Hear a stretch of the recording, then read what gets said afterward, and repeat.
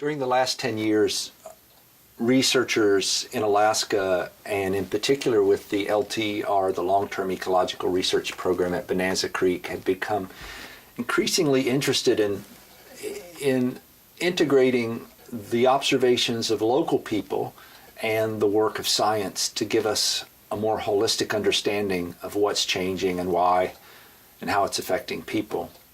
The Bonanza Creek LTER is part of a larger national network of 26 sites that were set up to study long-term patterns and change in populations, biogeochemical cycling, ecosystem function across major biomes, primarily in North America. And interior Alaska ecosystems are changing in response to climate warming, but they're also changing in response to changing disturbance regimes. And so the LTER then is interested fundamentally in how these changing disturbance regimes primarily are influencing ecosystems here in interior Alaska, how that is translating to affect the land surface over large areas, how that's feeding back to affect the climate system, and then how it's affecting ecosystem services of importance to urban and rural people in Alaska. My name is Jason Mayrand, and I'm the mayor of the city of Nenana. Primarily it's fish and moose is what folks are after for the most part. But you always know when it comes into town because it's always getting handed out. There's always fish to go around, there's always moose to go around. And it is kind of important for the community. It's important, I'm sure, for the native community, but it's also important for the community as a whole. Everybody gets a piece of that. And it helps out tremendously over the long winters. I had my first fish net in when I was 11. I was out in the woods by myself at 11, so. I would go after school and I would go set traps or go hunting. I learned by observation. My dad taught me, but he never told me what to do. I probably started learning when I was 9 years old when I learned how to drive a boat. In them days, it's the same as everybody else that live in the woods. You know, you have to make your living mostly off of the country. It's a subsistence they call now, you know, and so you learn that. That's an everyday of life thing. You automatically learn that because this is what you do. Part of a subsistence lifestyle is not making a distinction between when you're getting paid and when you're not. You're just doing and living. You collect money for part of it, and part of it you don't. It's all work, but on the other hand, it's all play. So. But as far as this subsistence living and doing all this activity out in the woods and stuff, it's kind of a thing in the past now, it seems like. In my opinion, true subsistence started disappearing because what I call true subsistence means that your very life depends on the land. You'll die if you don't get your fish. Your dogs will die. That's subsistence. Perhaps the most fundamental issue about climate change is one of social justice. Climate change is caused by patterns of global consumption all around the world, but the impacts of climate change happen mainly at high latitudes where warming is happening most rapidly, and also it happens mostly for people that are closely tied to the land. The noticeable difference in the land around Nenana and my hunting area is the erosion from the river, from the thawing of the ground, the permafrost, and also the changing of the water. You might not think Alaska is having a drought, but I think we're having a drought. Been here a while. The land is drying up. All the lakes are drying up, and they're draining out, and like the beaver and the animals that live in the water are moving to the river. Usually you see them in the lakes mostly, but now there's beaver all over the river because there's no water in the lakes. We'd go to a creek where we usually go hunt, and there's her just dry in the water.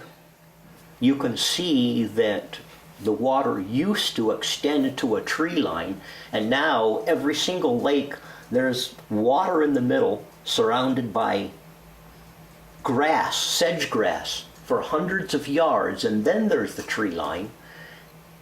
And you're looking at it drying up. You're saying, well, you can tell by looking, water used to be where the grass is.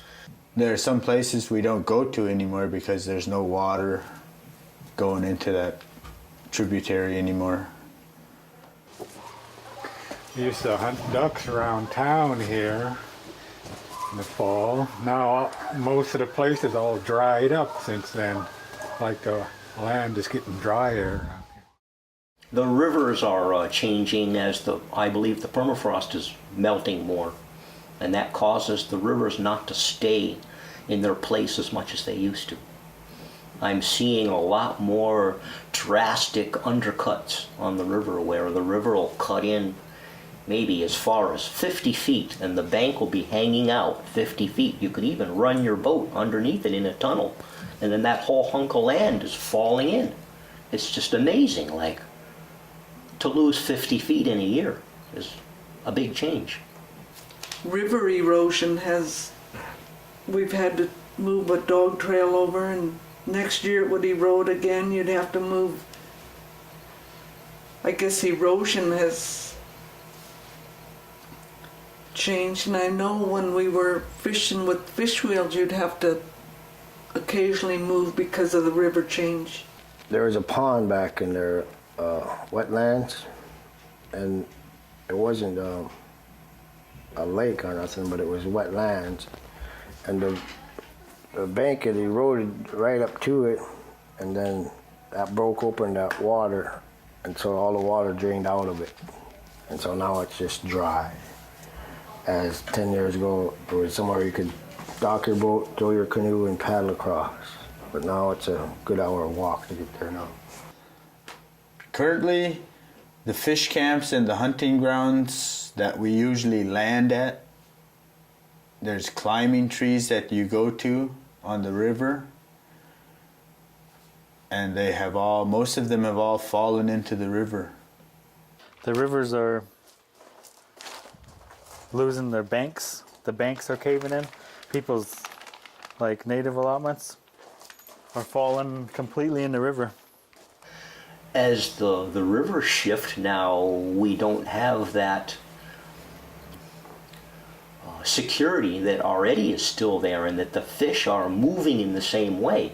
Part of subsistence is understanding where the fish go. They go from this bank, they move to that bank, what time, what day almost, because you want to know, when am I going to put my nets out? And when the ice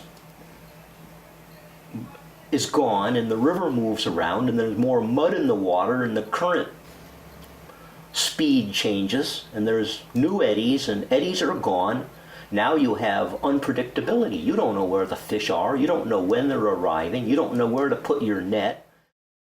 Some of the biggest changes that have happened in response to climate change have been just changes in the hydrology of ecosystems, the relative input and output of water. Things are drying out. This causes more wildfire. It causes lakes to disappear. It causes changes in drainage. It causes changes in permafrost.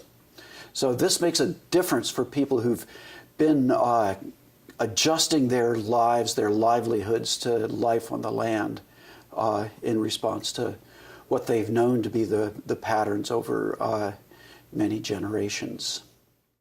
The three disturbance regimes that we're focusing on include fire, which has changed substantially in the past 50 years. Fires are bigger, they're more frequent, and they're more severe. And the next disturbance regime we're interested in is permafrost. Perhaps the most significant factor with permafrost thaw, though, is going to involve fire. And so if fire regime changes, it's quite likely that fire will be the driving factor for changes in permafrost distribution. And then the final kind of disturbance climate interaction we're interested in is how this will affect the outbreak behavior and movements of pests and pathogens. Maybe within the last 10 years, there's been some dramatic fires within the interior of Alaska. The firefighters stayed on our native allotment, and I got to stay in my cabin. And the first time they said they seen the fire roll through the hardwood, like it was rolling through spruce trees. There was a fire here, started out the road here, and it went up the river. And that was in, I think, 2007. And it burnt our country up. It looked like when we went to go look at it after it calmed down, it looked like you were walking on the moon. You know, the land is so dry, all that grass and leaves, that stirred up everything right there, you know that. Once it go up in flame, they just take off. It could have been a mistake to do all that suppressing, and now the old growth has become a problem. The fires now are hotter, the trees are bigger, the forests are more dense that should have burned. 40 years ago, we let them grow for 40 years. Now, it's a serious fire problem, a hot fire problem. You know, we have this scientific way of looking at the fire history, and it's good. We have, like, pretty good fire records, and people have reconstructed those fire records, and so we know that there was big fires in this area or that area, but we don't know what the effects of those fires were for people who lived there. And I think a lot of times with local and traditional knowledge, they pass down, if there was a big fire that came near their community, that's something that's passed down. People talk about it. And those kind of, that kind of information just is invaluable in terms of understanding how fire might be changing. We know that things are in constant change, and I think it's certainly something that a lot of people have seen throughout the state, not only researchers but local fishers as well. So there's some salmon that are doing well, and some salmon species such as coho, pink salmon, sockeye salmon, a lot of places throughout the state are doing really well, but Chinook, for whatever reason, are not doing well. And there's reason to believe that's ocean conditions, changing conditions in the ocean, that's making it more challenging for increasing mortality, more challenging to survive, and really causing havoc with the Chinook salmon. And there's reason to believe there's habitat changes in freshwater across the landscape that may be driving some of the changes in populations of Chinook. And years ago, there used to be big, great big king salmon, or Chinook they call them. And now, there's very few of them that get that big. There's a lot of them are small there. When I was young, we used to see fish that were 4 foot long, and that was pretty good average. Nowadays it's 2.5, maybe 3 footer, but it's not like it used to be. The fishing nowadays have declined so much. Back when my mom fished near Ferry on the Nenana River, she said the king salmon used to be huge. The head would fit in a 5-gallon bucket. And if you look at some of the old pictures, you see how long the fish are that are drying now. They're so much smaller, and